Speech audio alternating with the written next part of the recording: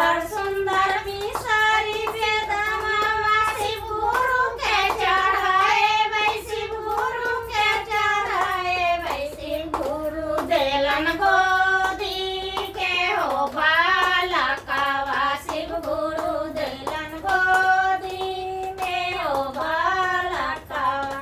लहू लहू सानी होया पानी बालकवा है पानी बालकवा के छोड़ द सामी बाजी के रहे ना मामा की छोड़ द सामी बाजी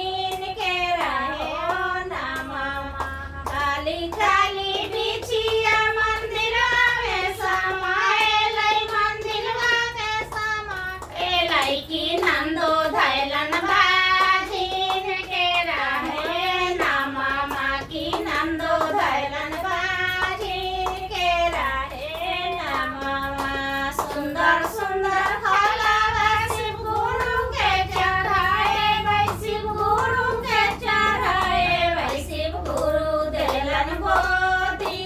के हो बालकवा शिव गुरु देलन गोदी के हो बालकवा